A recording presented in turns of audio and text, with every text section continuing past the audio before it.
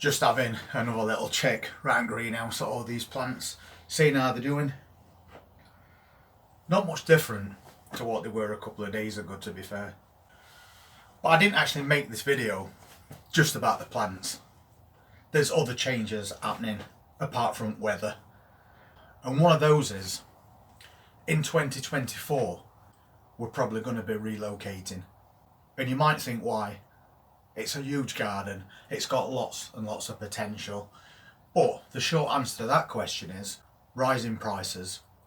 All of a sudden, having such a big area doesn't seem as feasible as it used to, especially when you get older and you no longer need this much space or even this many greenhouses, because we've got about 4. So to compete with these rising prices, it makes perfect sense to me to downscale, to move somewhere that's a bit smaller than what we've got here. But the upside of that is it's just going to make it that more manageable than what this garden is, because it is a full-time job trying to keep on top of it.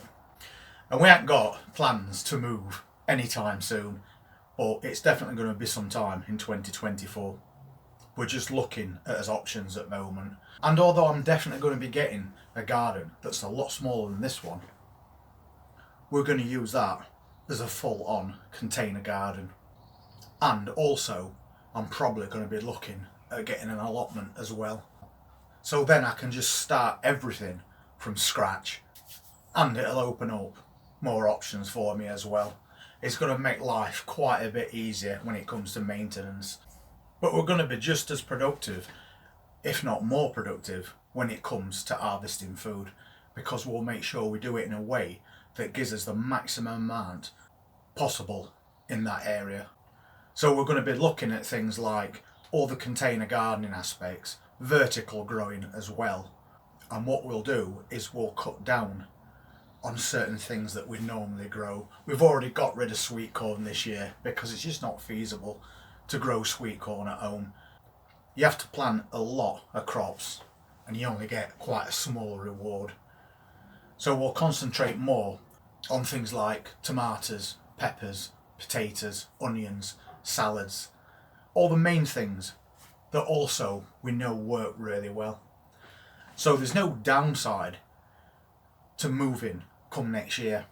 I think it can only make things even better, because we can make lots and lots of new plans in a new area and just use it to our advantage, with an idea of, like I said, getting an allotment as well at some point, and then we'll follow that journey and see how that goes. So as one thing comes to an end, something even better is going to begin. And I'm pretty sure everybody's going to want to see what we get, what we do with it, and the rewards that we get from it. But as I said, that is not something that's planned for any time soon, but it is something that we are going to have to do. It's going to be a lot easier on my bike for a start, and it's going to be very interesting to see exactly what happens when you then based into what is an average garden size. But between now and then, we're still carrying on with all the things that we're doing here.